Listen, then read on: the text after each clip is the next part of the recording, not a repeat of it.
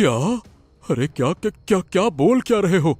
महल के अंदर तुमने किसी को जाते हुए देखा? ये कैसे मुमकिन है? अरे जानते भी हो, अगर कोई उस महल के अंदर चला गया तो अनर्थ हो जाएगा। एक आदमी की गलती की सजा पूरा गांव नहीं भुगत सकता। अरे जाओ जाओ जाओ, जल्दी से रोको उसको, वो जो कोई भी है उसको अंदर जाने से रोको। अरे भूल गए क्या? सालों पहले जिसने महल का राज जानने की कोशिश की, उस रात गांव में क्या हुआ था? जमींदार जी, अब आप ही कुछ कीजिए। उसके सर पर खून सवार है। वो कुछ भी करके आज महल का राज बाहर लाकर ही रहेगा। उसका बड़ा भाई शादी वाली रात को अपने घर से गायब हो चुका है। अब वो उसको तलाश करते करते खुद इस अमरपुर के महल के अंदर गया है। मुझको तो डर है कहीं कोई अनहोनी न हो जाए जमींदार जी। अरे कौन है वो जिसने अमरपुर के महल के भीतर जाने का दुस्साहस किया? क्या उसको नहीं पता अमरपुर के महल का रहस्य क्या है? सुनो, हमें जल्दी से बताओ, उस मंदिर के अंदर जाने वाले इंसान का हुलिया क्या है? हमारे पास ज्यादा समय नहीं है, जल्दी बताओ। जी जमींदार जी, तो उसका हुलिया है बड़ा सा शरीर और उस पे काली चादर डली हुई थी। बस अब क्या कहूं, अंधेरे में उसका चेहरा नहीं देख पाया, बस दौड़कर आपके पास चला आया जिससे पहले कि कोई भी अनहोनी हो जाए। अरे ये क्या हुलिया बता रहा है? ये कोई हुलिया है? जल्दी से चल, इससे पहले कि सब कुछ बदल जाए, जल्दी चल। जमींदार और चमनलाल अमरपुर के महल की तरफ भागे।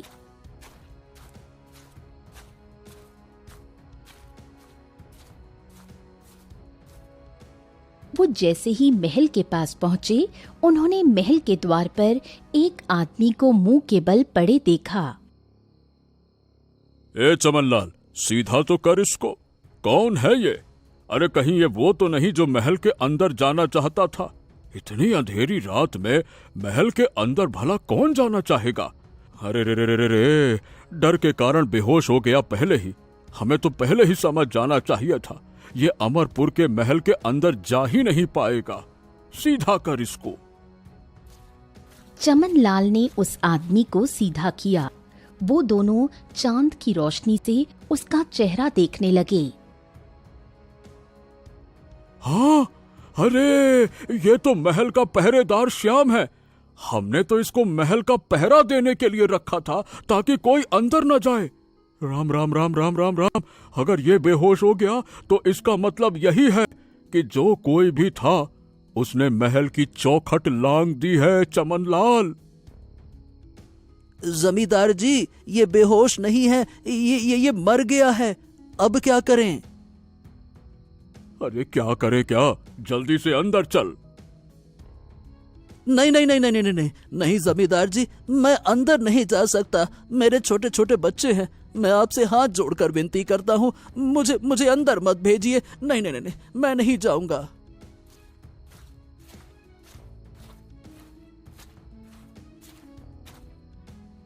जमींदार जी ने महल के अंदर देखा, जहां एक आदमी की परछाई नजर आ रही थी।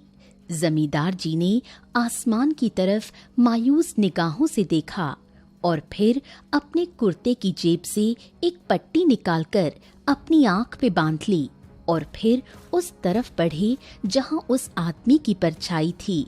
वो आदमी बस अपनी जगह बर्फ की तरह जमा पड़ा था, जैसे उसके शरीर में हरकत करने के लिए जान न बची हो। उसके दांतों की कड़कड़ाहट महल के अंदर के भय को बयान कर रही थी। जमींदार जी के कदमों की आहट सुनकर उस आदमी की जान में जान आई। एक उम्मीद उसकी आंखों में जागी। हाँ, अच्छा हुआ जमींदार जी जो आप आ गए। मेरी तो रूह कांप गई थी इस महल का मंजर देखकर। अब आप आ ही गए हैं तो मुझे जल्दी से इस महल से निकाल लो। मैं इस महल में अब और एक पल भी नहीं रहना चाहता। मुझे बाहर निकालिए। जमींदार ने उस आदमी की बातों को ऐसे टाल दिया जैसे जमींदार ने उसकी बातों को सुना ही ना हो। माफ कर दीजिए महल के रखवाले, इस दुष्ट मनुष्य ने आपके सामने आने की जुर्रत की थी। आपका राज दुनिया के सामने लाना चाहता था, परंतु जब तक इस गांव में जमींदार शुक्राचार्य जीवित है तब तक आपका राज किसी के सामने नहीं आ सकता।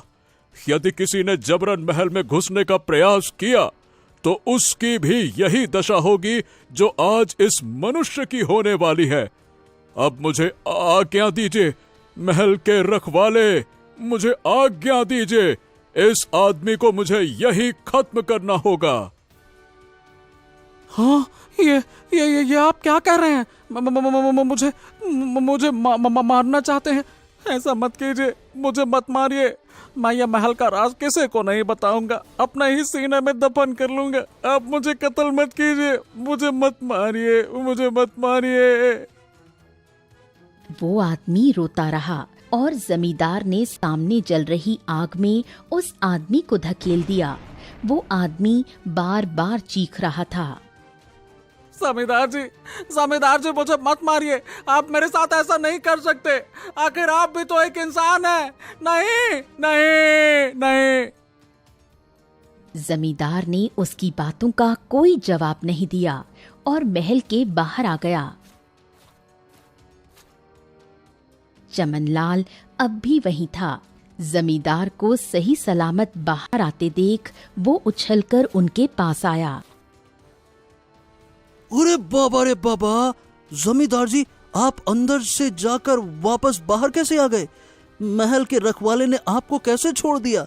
सुना है कि जो भी आज तक इस महल के अंदर गया वो लौटकर वापस नहीं आया, लेकिन आप। चमनलाल, आज जो कुछ भी हुआ उसके बारे में किसी को पता नहीं लगना चाहिए। लोग परेशान हो जाएंगे और हमारा तो यही कर्तव्य है, लोगों की रक्षा करना, उनको सही मार्ग दिखाना। अब इससे पहले कि गांव में श्याम की लाश को देखकर हड़कंप मचे, जल्द से जल्द इसको ठिकाने लगाना होगा। समझ गए? हाँ जी जमींदार, आप निश्चिंत रहिए, किसी को कुछ पता नहीं चलेगा, निश्चिंत रहिए। जमींदार जी वहां से निकलकर गांव की ओर बढ़ गए और कुछ ही देर में सुबह हो गई। सुबह होते ही गांव का एक लड़का वरुण कुएं के पास आकर बैठ गया। तभी गांव की शांति बूढ़ी औरत वहां आई और बोली, क्या बात है बेटा, इतनी सुबह सुबह उठकर कुएं के पास आकर बैठ गए हो? न तुम्हारे हाथ में बाल्टी है न मटका, फिर पानी काहे में भरोगे? अरे पानी भरने कौन आया है काकी, मैं तो यहाँ किसी को देखने आया हूँ। हे ऊपर वाले, इस गांव में अब बस यही देखना बाकी रह गया था। गांव की बहू बेटियां अपनी ही बहू बेटियां होती हैं। अगर तुम उन पर गलत नजर डालोगे तो कल को तुम्हारे घर में भी बहन बेटियां होंगी, कोई उनके साथ भी ऐसा ही करेगा। अब अरे काकी, तू तो परेशान हो गई। अरे गलत नियत से थोड़े ना किसी को देखता हूँ। पूरे गांव की लड़कियां मेरी बहन है। बस पूरे गांव में एक जमींदार की बेटी है जिससे मैं विवाह करना चाहता हूँ। बाकी सबकी तरफ राम राम राम राम, कोई बुरी नियत नहीं है मेरी। मेरा निशाना एक की जगह फिक्स है।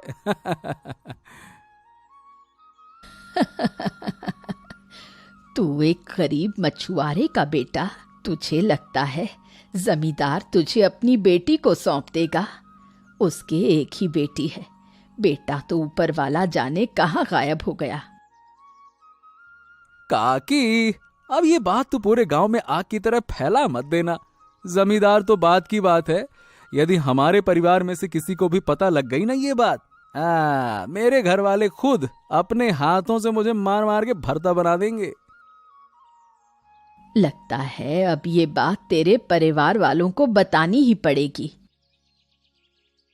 ओफो काकी, मैंने ये क्या कर दिया आपको बात बता के, जबकि मैं बचपन से सुनता आया हूँ कि गांव की किसी भी बूढ़ी औरत के पेट में कोई बात हजम नहीं होती। फिर भी पता नहीं कैसे मेरी मति मारी गई थी, जो आपके सामने खुली किताब की तरह सब बता दिया। मैंने तो ये सोचा था कि आप मेरी मदद करोगी, पर आप तो मेरी चुगली करने के लिए तैयार हो गई। क्या काकी? बेटा वो बात नहीं है, मैं तो ये सुनकर ही दंग रह गई। गांव में फिर से कोई प्रेम विवाह ना हो जाए जिसका अंजाम फिर से किसी बेटे को चुकाना पड़े। ये आप क्या कह रही हो काकी? कैसा अंजाम? शांति काकी कुछ बोलती तभी वरुण के कानों में एक तोते की आवाज पड़ी।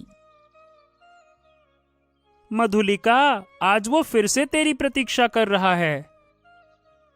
वरुण ने सामने देखा जहां मधुलिका खड़ी हुई थी। तुम शांति काकी से मेरे बारे में बात कर सकते हो, परंतु मुझसे नहीं कर सकते।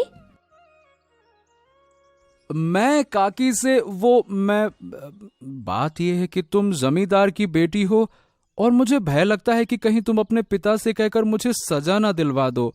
मैं एक बहुत ही गरीब आदमी हूं, बस मेरा इतना सा ही तो कसूर है कि मैं तुमसे प्रेम करने लगा हूं।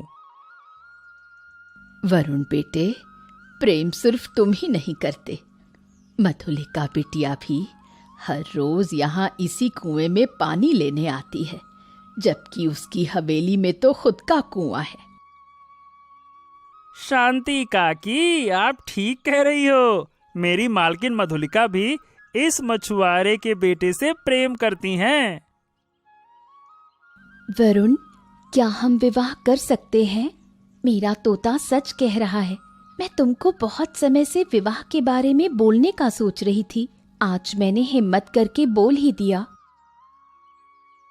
हाँ, लेकिन तुम जमींदार की बेटी हो और मैं एक गरीब मछुआरा। हमारा विवाह भला कैसे हो सकता है? वरुण बिल्कुल ठीक कह रहा है। इस गांव में कोई भी प्रेम विवाह नहीं हो सकता। यदि ऐसा हुआ तो अनर्थ हो जाएगा। काकी, आप तो चुप हो जाइए। ये गांव की पुरानी बातें हैं। हम सुनी सुनाई बातों पे यकीन नहीं करते। मेरी मालकिन मधुलिका का विवाह यदि वरुण से हो गया तो ये सारा दिन और रात मेरा कीमती दिमाग नहीं खाएगी ना। प्यारे तोते, तुम तो ये बताओ, और क्या क्या बोलती है तुम्हारी मालकिन मेरे बारे में? हाँ, और क्या क्या बोलती है। चुप हो जाओ। तुम मेरे मालिक नहीं हो। मेरी मालकिन तो बस मधुलिका ही है। वरुण बेटा, एक बार और सोच लो। ये विवाह उत्तम नहीं है।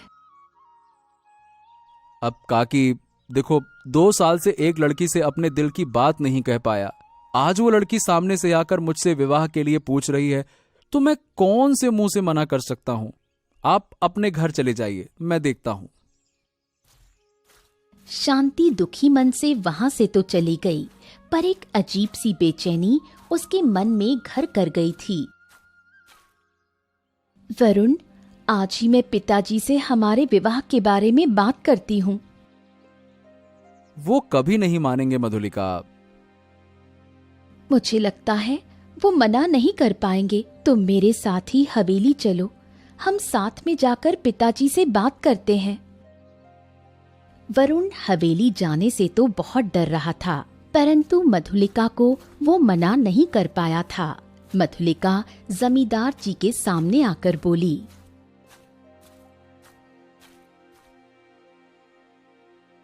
पिताजी, ये वरुण है और मैं इससे प्रेम विवाह करना चाहती हूँ। हाँ, देखो बेटा, तुम मेरी इकलौती बेटी हो और जो भी हवेली में है वो सब तुम्हारा ही है। मेरे मरने के बाद सब तुम्हें और तुम्हारे पति को ही संभालना होगा।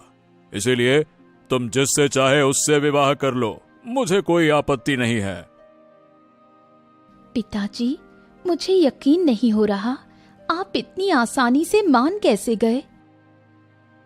हाँ ठीक है, मैं भी अपने माँ और पिताजी को ये सब बता कर आता हूँ। हम तुम्हारे माँ और पिताजी को बहुत अच्छे से जानते हैं, वो इतनी जल्दी नहीं मानेंगे। तुम एक काम करो, हम आज ही तुम्हारा विवाह करवा देते हैं। उसके बाद तुम मधुलिका को भी अपने साथ ले जाना। तुम्हारे माता पिता बहू को बेटे के साथ में देखेंगे तो उनको अच्छा लगेगा, फिर वो मना नहीं कर पाएंगे। बाहर खड़ी शांति ये सब सुन रही थी। ये कैसे हो सकता है? जमींदार अपनी बेटी का विवाह एक मछुआरे के बेटे से कैसे कर सकता है, और वो भी इतनी आसानी से? हो ना हो, हमें कुछ ठीक नहीं लग रहा। मुझे जाकर अभी वरुण की माँ को सब बताना होगा, इससे पहले कि देरी हो जाए। शांति गांव की तरफ को दौड़ी, पर जमींदार ने पंडित जी को बुलवाकर मधुलिका और वरुण का अपने ही घर में विवाह करा दिया। विवाह होने के बाद जमींदार ने वरुण से कहा, आज रात तुमको हमारा एक काम करना होगा, उसके बाद तुम मधुलिका को अपने घर ले जा सकते हो। ठीक है, जैसा आप कहें। हाँ तो ठीक है, चलो हमारे पीछे आओ।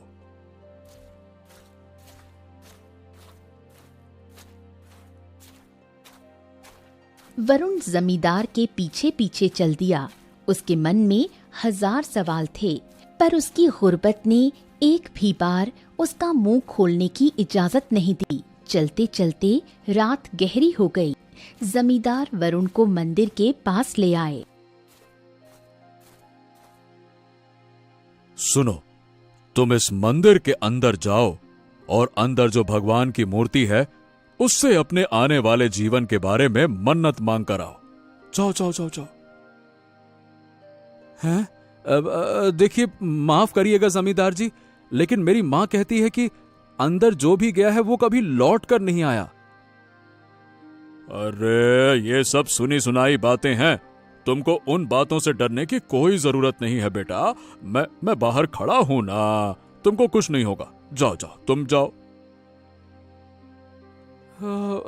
ठीक है जमींदार जी, मैं अंदर जाता हूँ।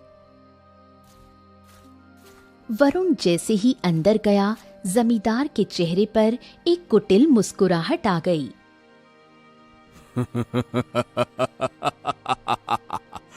आज मेरा जीने का मकसद पूरा हो जाएगा। आज वरुण जिंदा लौटकर नहीं आ पाएगा। कुछ दूरी पे खड़ा तोता ये सब सुन रहा था। मालिक ने वरुण को इस मंदिर के अंदर भेज दिया, जिस मंदिर से आज तक कोई भी लौटकर नहीं आया। आज ही तो मेरी मालकिन मधुलिका का विवाह वरुण से हुआ था, फिर आज ही कैसे जमींदार जी वरुण को अंदर भेज सकते हैं? नहीं नहीं नहीं, मुझे जल्द से जल्द ये बात मधुलिका को बतानी होगी।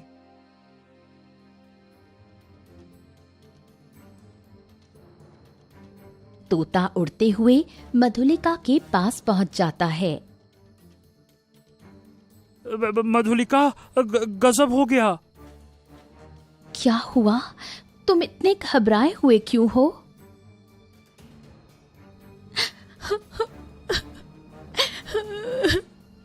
पिताजी ऐसा कैसे कर सकते हैं? मुझे तो लगा था पिताजी मेरे और वरुण के विवाह से खुश हैं, पर ये विवाह उनकी सिर्फ एक चाल थी ताकि वरुण को उस मंदिर के अंदर भेज सके। तभी वहां मधुलिका की मां लता आ गई। ये तुमने क्या कर दिया? क्या तुमको नहीं पता था इस गांव में कोई भी प्रेम विवाह नहीं हो सकता था? सालों पहले जो हुआ, क्या तुमको उसके बारे में नहीं पता? मुझे माफ कर दीजिए, मुझे लगा सब सुनी सुनाई बातें थी। अब मैं क्या करूं? मुझे कोई रास्ता बताइए माँ, जिससे मैं अपने पति को बचा सकूं। सालों पहले मेरे बेटे को इस मंदिर ने अपने अंदर कैद कर लिया था। वहां एक बहुत ही बुरी शक्ति रहती है, जो आज तक न किसी के सामने आई, न किसी ने उसको देखा। जिसने भी उस बुरी शहजादी का सबब हमारा दामाद ही बनेगा। माँ, तो इसीलिए पिताजी हमारे विवाह के लिए इतनी जल्दी मान गए थे। हाँ, सिर्फ यही वजह थी, और इसीलिए उन्होंने मुझे हवेली में बंद कर दिया था, ताकि ये बात मैं तुमको बता ना सकूं। आज मेरी लापरवाही से मेरा पति सूली पर चढ़ जाएगा। माँ, उसकी क्या गलती थी? वो किसी गरीब माँ का बेटा है। जो दर्द आप इतने सालों से झेल रही हो, आज फिर यही दर्द किसी और माँ को मिल जाएगा। कोई तो रास्ता होगा इसका। उस बुरी शक्ति ने आखिर भाई को क्यों अपने मंदिर में कैद कर रखा है? सालों पहले वो बुरी शक्ति इस गांव में आई थी और तुम्हारे पिताजी ने उसको नष्ट कर दिया था। वो नष्ट होकर भी बहुत ताकतवर हो गई और उसने मेरा 8 साल का बेटा अपने महल में कैद कर लिया। तब से वो बस यही कहती आती है, जिस दिन किसी नए जोड़े ने उसके कदमों में अपनी बलि दे दी, उस दिन वो हमारे बेटे को रिहा कर देगी। 20 साल हो गए हमें अपने बेटे को देखे हुए। अब क्या करें? मेरे पास एक जादुई अंगूठी है। यदि कोई उस अंगूठी को पहन ले तो वो बुरी शक्ति उसका कुछ नहीं बिगाड़ सकती। परंतु इतना कहकर लता चुप हो गई। परंतु क्या माँ? उस अंगूठी को पहनने के बाद वो बुरी शक्ति और हमारा बेटा दोनों ही हमेशा हमेशा के लिए नष्ट हो जाएंगे। 20 साल से जिस बेटे का हम इंतजार कर रहे हैं, उस बेटे से फिर कभी नहीं मिल पाएंगे। 19 साल पहले एक पंडित जी ने हमें ये अंगूठी दी थी ताकि उस बुरी शक्ति का हम विनाश कर सके। परंतु अपने बेटे को बचाने की चाह में हमने आज तक उस अंगूठी को बचा कर रखा है।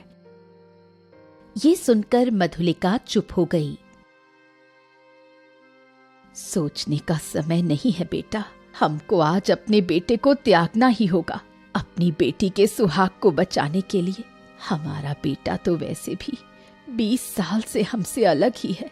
एक आस थी जो आज टूट गई है। मैं क्या बोलूं माँ? एक तरफ मेरा भाई है और एक तरफ मेरा पति। मुझे तो समझ नहीं आ रहा मैं क्या बोलूं। तोते, ये लो अंगूठी और महल के अंदर जाकर वरुण को दे दो। अभी रात के दूसरे पहर में आधा घंटा बाकी है। यदि उस आधे घंटे से पहले हमने वरुण को बचा लिया तो ठीक है, नहीं तो वो बुरी शक्ति वरुण को अपने कब्जे में कर लेगी। तोते ने वो अंगूठी ली और उड़ते हुए महल के अंदर चला गया। महल के अंदर वरुण सहमा सा खड़ा हुआ था। तोते ने उसको वो अंगूठी दी और उसके कान में कुछ बोला। वरुण ने वो अंगूठी पहन ली और महल से बाहर आ गया। दोस्त, मैं समय पे ना पहुंचता तो आज सब बिखर जाता। हाँ बाप रे, बचपन से सुना था कि महल के अंदर सब कुछ भयानक है, परंतु महल के अंदर तो ऐसा कुछ भी नहीं है। आधे घंटे बाद सब बदल जाता। हैं? मैं कुछ समझा नहीं। तभी चांद की रोशनी वरुण की पहनी हुई अंगूठी पर पड़ी और फिर वही रोशनी महल पर पड़ी, जिससे महल बुरी तरह जलने लगा। मेरा बेटा! तभी लता और मधुलिका वहां आते हैं। संभालिए खुद को। अपने बेटे को बचाने के लिए किसी और के बेटे की बलि नहीं चढ़ाते। दुनिया का कोई भी बाप अपने बेटे को ऐसे मरते नहीं देख सकता। दामाद भी बेटा ही होता है, बस आप एक बार समझ कर तो देखिए। मधुलिका अपने सामने अपने पति को देखकर बहुत खुश थी, पर उसको अपनी माँ का त्याग भी याद था। कैसे उसकी माँ ने बेटे को खोकर मधुलिका के सुहाग को बचाया था। उसके बाद सब घर आ गए और गांव में फिर से सब खुशी खुशी जीने लगे। फिर किसी को भी उस महल से डर नहीं लगा।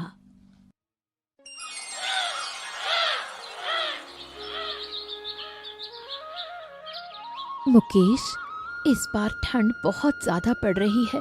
क्या होगा हमारा? कैसे होगा गुजारा? मैं भला चिंता कैसे ना करूं मुकेश? आप देखो, लकड़ियां भी बहुत कम बची हैं। आज जलाने भर बस। अगर लकड़ियां भी खत्म हो गई तो फिर हमारा क्या होगा? अरे शांति, तू चिंता मत कर, मैं सब कुछ देख लूंगा। लेकिन एक बात तो माननी पड़ेगी, इस साल ठंड बहुत ही ज्यादा है। चलो मैं काम करता हूँ कि खेत में काम जल्दी कर लेता हूँ रात होने से पहले, है ना? मैं भला चिंता कैसे ना करूं मुकेश। आप देखो, लकड़ियां भी बहुत कम बची हैं, आज जलाने भर बस। अगर लकड़ियां भी खत्म हो गई तो फिर हमारा क्या होगा? हाँ, ये बात तो सही कही तुमने शांति, कि अगर हमारे पास थोड़ा पैसे ज्यादा होते तो हम लकड़ियां खरीद लेते। और अब इस कड़ाके की ठंड में जंगल जाकर लकड़ियां इकट्ठी करनी होंगी। चलो जाता हूं, अब क्या करें। इतना बोलकर मुकेश इस खतरनाक ठंड में घर से बाहर निकल जाता है। ठंड इतनी तेज पड़ रही होती है कि गांव के सारे लोग अपने अपने घर में होते हैं। ठंड के कारण धूप भी नहीं निकली थी। कैसे भी करके मुकेश अपने खेत के पास पहुंचता है।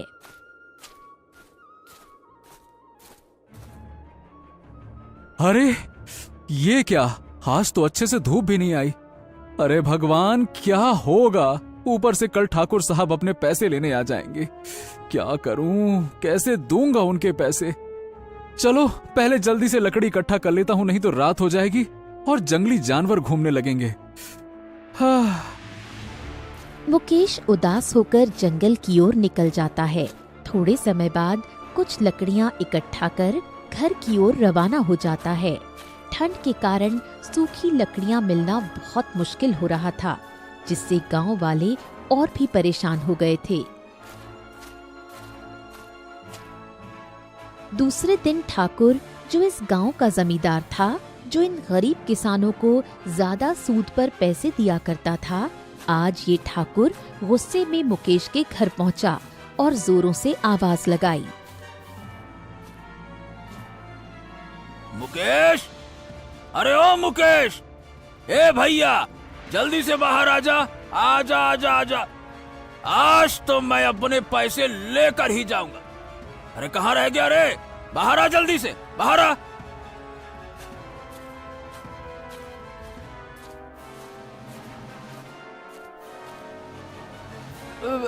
अरे ठाकुर साहब, आप यहाँ और इतने गुस्से में लग रहे हैं आप। क्या बात है? क्या बात है? अरे गुस्सा तो होऊंगा ना, मेरे पैसे जो तुमने अभी तक नहीं दिए। बात करता है क्या बात है? चल ठीक है, ला जल्दी से मेरे पैसे वापस कर। 2 महीने बीत गए, तूने बोला था कि 1 महीने में वापस कर देंगे। अब निकाल भैया जल्दी से पैसे निकाल। ठाकुर साहब, अभी तो मेरे पास पैसे नहीं हैं। मैं कहाँ से पैसे दूं? कृपया करके एक बार, बस एक बार, 1 हफ्ते का समय और दे दीजिए। 1 सप्ताह के बाद मैं आपके पैसे लौटा दूंगा। इस बार मैं वादा करता हूँ, बिल्कुल देर नहीं करूंगा, लौटा दूंगा। हाँ। ठाकुर मानने वालों में से कहा था, लेकिन मुकेश का मासूम चेहरा देखकर ठाकुर 1 हफ्ते का समय देने के लिए मान गया।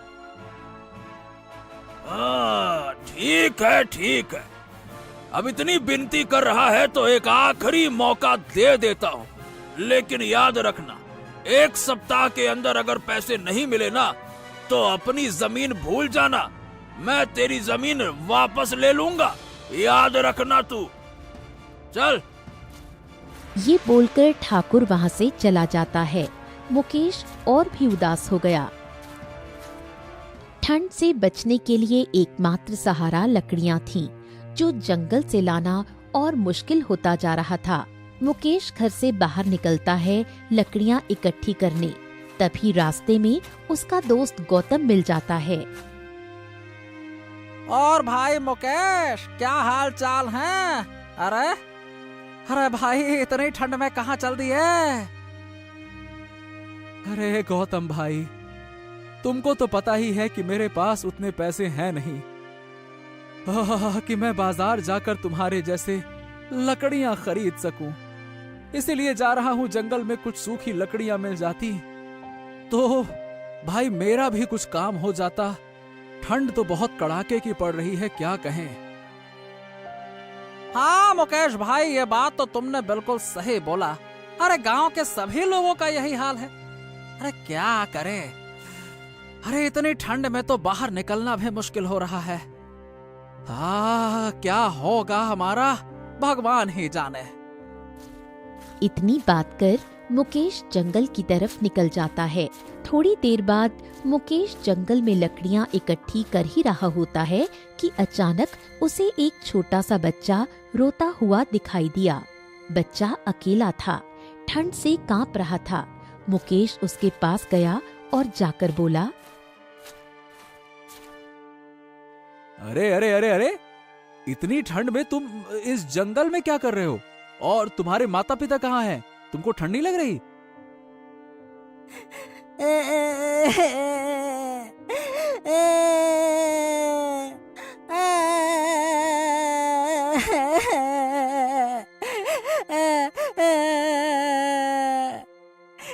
अरे अंकल, मैं अनाथ हूँ और 2 दिन से इस जंगल में भटक गया हूँ।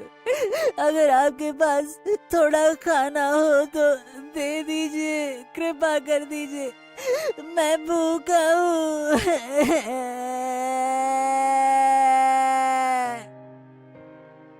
मुकेश अपने मन में सोचने लगा कि इस बच्चे को इस भयानक ठंड में नहीं छोड़ सकते, इसलिए मुकेश ने इस बच्चे को अपने घर ले जाना सही समझा।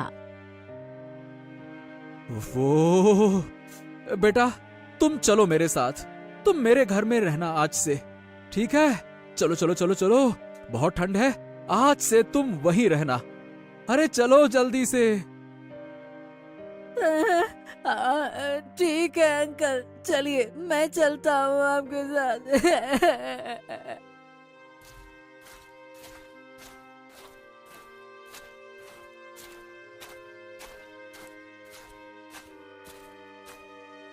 शांति पहले तो चिंतित हुई, लेकिन बच्चे की मासूमियत देखकर उसका दिल भी पिघल गया।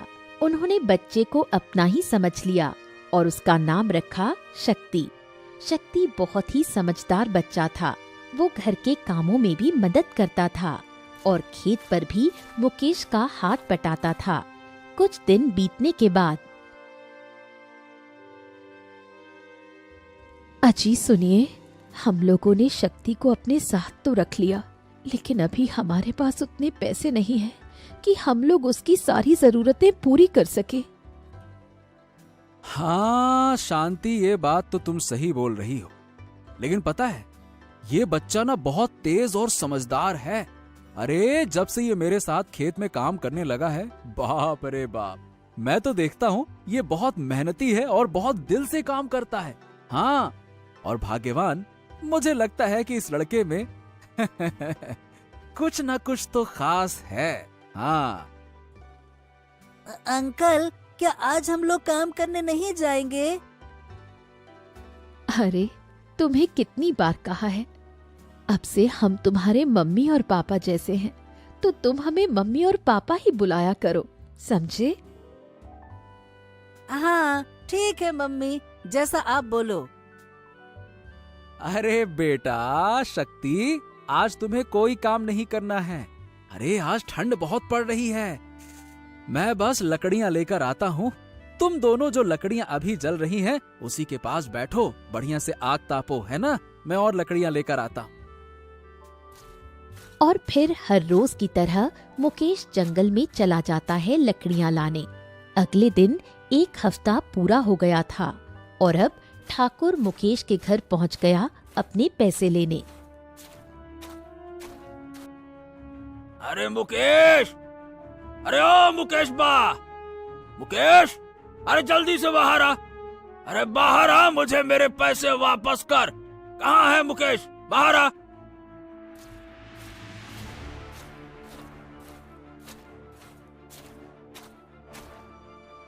अरे अरे ठाकुर साहब, रुके रुके रुके रुके, मैं अभी आपके पैसे लाता हूँ, आप रुकिए, मैं लाता हूँ।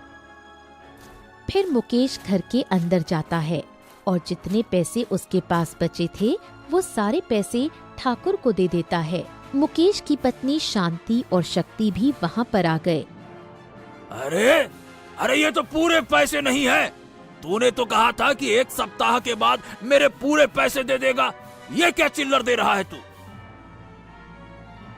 ठाकुर साहब देखिए, अभी मेरे पास जितने पैसे थे मैंने सारे पैसे आपको दे दिए। मैं आपसे वादा करता हूँ कि अगली बार पूरे पैसे आपको लौटा दूंगा, पक्का वादा करता हूँ। मुझे माफ कर दीजिए, मेरे पास कुछ पैसे कम पड़ गए। पैसे कम पड़ गए? चल ठीक है, मैं तेरे को 1 महीने का समय देता हूँ और ये आखिरी बार, समझ लेना ये आखिरी बार है। अगर इस बार पैसे नहीं मिले तो मैं तेरा घर भी ले लूंगा और जमीन भी ले लूंगा, ठीक है? याद रखना, ठाकुर का कहा है और ठाकुर का कहा बदलता नहीं है। ये बोलकर ठाकुर वहां से चला जाता है। ठंड और भी तेज पड़ने लगी थी और अब मुकेश का लकड़ियां लाने का समय हो गया था। लेकिन इस बार मुकेश के साथ शक्ति भी जंगल में लकड़ियां इकट्ठी करने गया। जैसे ही दोनों जंगल पहुंचे तब मुकेश को सूखी लकड़ियां नहीं मिल रही थीं। तभी शक्ति को एक ऐसी जगह पता थी जहां बहुत से सूखे पेड़ गिरे हुए थे। वहां बहुत लकड़ियां थीं, जिसे देख मुकेश खुश हो गया और लकड़ियां उठाकर घर ले आया। इस बार लकड़ियां ज्यादा आई थीं, जिसे देख शांति भी खुश हो गई। अरे शांति शांति, अब लगता है कि हमें लकड़ियों की कमी नहीं होने वाली। हाँ, अरे क्योंकि हमें जंगल में बहुत सारी लकड़ियां मिली हैं और वो भी हमारे शक्ति ने बताया उस जगह पे। हाँ, ये तो बहुत अच्छी बात है। चलो, अब कम से कम घर में ठंड से राहत मिलेगी। ठंड के बढ़ने के कारण रामचरण, जो गांव के सरपंच थे, वो एक दिन सारे गांव वालों को गांव की चौपाल के पास इकट्ठा करते हैं और बोलते हैं, हाँ, बहुत ठंड है, मैं समझ सकता हूँ और मैं आप सभी की समस्याएं बहुत अच्छे से समझ सकता हूँ। यह केवल किसी एक परिवार के साथ नहीं, बल्कि पूरा गांव इस भयानक ठंड से जूझ रहा है। अरे ठंड इतनी ज्यादा पड़ रही है कि खेतों में काम करना तो छोड़ो, घरों में रहना भी मुश्किल हो गया है। देखो, मेरे हाथ कांपे जा रहे हैं, मेरी जबान क्या कहूं, लड़खड़ा रही है, इतनी ठंड है। सरपंच जी, ये बात तो आप ठीक बोल रहे हैं, लेकिन हमारे पास लकड़ियों को लेकर भी बहुत बड़ी समस्या है। हमारे गांव में उतनी लकड़ियां नहीं है कि हम इस ठंड में अपना गुजारा कर पाएं, और दूसरे गांव के लोग बहुत महंगे दामों पर लकड़ियां बेच रहे हैं और हमें मजबूरन उनसे महंगी महंगी लकड़ियां लेनी पड़ती हैं। क्या करें, इस ठंड से बचाव के लिए कुछ न कुछ तो करना पड़ेगा। देखो भाई, मैं इस लकड़ियों के समस्या पर दूसरे गांव के मुखिया से बात कर रहा हूं। जैसे ही कोई समाधान निकलता है, मैं आप लोगों को जल्द ही बताऊंगा। अरे लेकिन सरपंच जी, इसमें तो ज्यादा दिन का समय लगेगा। तब तक इन गरीब किसानों का क्या होगा जिनके पास कुछ ही पैसे बचे हैं लकड़ियां खरीदने के लिए? बताइए भला। देखो, मेरी बात ध्यान से सुनो। इस मुश्किल घड़ी में हम सबको एक दूसरे का साथ देना होगा। मैं इस गांव के सभी अमीर भाइयों को बोलूंगा कि जो लोग कुछ सहायता कर पाए, हमारे किसान भाइयों का सहायता करिए। सरपंच की बात सुनकर गांव वालों को थोड़ी राहत मिली, लेकिन अभी भी लकड़ियों की समस्या थी और जोरदार ठंड से लोग अपने अपने घरों में ही रहना पसंद कर रहे थे। लेकिन दूसरी ओर मुकेश और शक्ति जंगल की ओर रवाना हो गए लकड़ियां इकट्ठी करने। इस बार मुकेश और शक्ति उसी जगह पर गए जो शक्ति ने दिखाई थी और उन्हें बहुत सारी सूखी लकड़ियां मिली। लगता है भगवान ने हमारी सुन ली है। कुछ दिन से आप लोग बहुत लकड़ियां लेकर आ गए हैं। अब हमारे पास 10 से 15 दिनों की लकड़ियां हो गई हैं। तभी शक्ति के मन में एक बात आती है और वो मुकेश को बोलता है, बाबा, हमारे पास बहुत लकड़ियाँ हो गई हैं और जंगल में वो जगह भी कोई नहीं जानता, क्योंकि सब वहाँ जाने से डरते हैं जंगली जानवर के कारण। हाँ, क्यों न हम वो सारी लकड़ियाँ हमारे गांव वालों को बहुत ही कम दामों पर बेचने लगे। इससे हमारे घर में भी बहुत सारे पैसे आएंगे और गांव वालों को भी बाहर से लकड़ियाँ नहीं खरीदने पड़ेंगी। क्या कहते हैं बाबा? अरे वाह शक्ति, वाह वाह वाह वाह, ये तो तुमने बहुत अच्छी बात कही। चलो कल से ही हम लोग वो लकड़ियां गांव में बेचना चालू कर देते हैं। हाँ। शांति मुकेश और शक्ति की बातों को सुनकर बहुत खुश हुई और मन में सोचने लगी कि शायद यहाँ से उनकी जिंदगी अच्छी होगी। और ठीक ऐसा ही हुआ। मुकेश और शक्ति रोज जंगल जाते और लकड़ियाँ इकट्ठी कर ले आते। उसके बाद गांव में घूम घूम कर बेचा करते।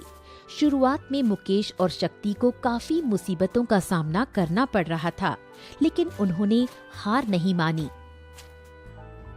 अरे शांति शांति शांति, शक्ति का सुझाव बहुत काम का निकला। हाँ, अरे इससे हमारी बहुत मदद हो रही है। देखो अभी कुछ लोग ही हमारी लकड़ियाँ खरीद रहे हैं, लेकिन तुम देखना धीरे धीरे सब लोग हमारी लकड़ियाँ खरीदने लगेंगे। हाँ हाँ बाबा, और कल से हम लोग और सारी लकड़ियाँ लेकर आएंगे और भी ज्यादा लकड़ियाँ बेचेंगे। हाँ। चला जा, अब खाना खा ले। मैंने तेरे लिए स्वादिष्ट खाना पकाया है। अच्छा मम्मी, चलो ना जल्दी से, बहुत भूख लगी है, कुछ खाने को दे दो। इसी तरह कुछ दिन बीत जाते हैं और अब पूरे गांव वालों को पता चल जाता है कि इस गांव में सबसे कम दाम में मुकेश ही लकड़ियां बेचता है। कम दाम की वजह से मुकेश की लकड़ियों की खूब बिक्री होने लगी, जिससे गरीब किसान भी अब मुकेश से ही लकड़ियां लेने लगे। एक दिन मुकेश और शक्ति लकड़ियां बेचकर घर लौट रहे थे, तभी उन्हें मुकेश का दोस्त गौतम मिल जाता है। अरे मुकेश भैया, तुम्हारी लकड़ियाँ तो पूरे गांव में बिक रही हैं। यार तुम तो बहुत अच्छे विक्रेता बन गए हो।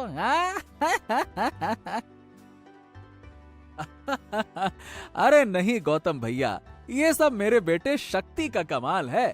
इसी की वजह से ही आज हम लोग गरीब लोगों को भी कम से कम दाम में लकड़ियाँ दे रहे हैं। हाँ। अच्छा, ये वही बच्चा है ना जिसे तुम जंगल में अकेला देखकर लाए थे, क्यों, है ना? हाँ हाँ हाँ, ये वही है, लेकिन अब से ये हमारे घर का सदस्य है। अरे हमारा बेटा है ये अब तो। हाँ। चलो यार, ये सही हुआ तुम्हारे साथ। भाई भगवान ने भी एक होशियार बच्चे को तुम्हारे घर भेज दिया है। हाँ। मुकेश का दोस्त गौतम शक्ति की बहुत तारीफ करता है और ये भी बोलता है कि अब से वो रोज मुकेश से ही लकड़ियां खरीदा करेगा। दूसरी ओर मुकेश का कारोबार बहुत तेजी से पूरे गांव भर में फैल गया, जिसके कारण मुकेश की आर्थिक स्थिति सुधरने लगी। आज पूरा 1 महीना हो चुका था मुकेश को लकड़ियों का कारोबार संभालते हुए, और अब मुकेश गांव के एक अच्छे किसानों में से एक बन गया था, जिसने इतनी सर्दी में भी अपनी मेहनत और संघर्ष से पूरे गांव भर की लकड़ियों की समस्या को खत्म कर दिया, जिससे उसकी आर्थिक स्थिति में भी सुधार हो गया।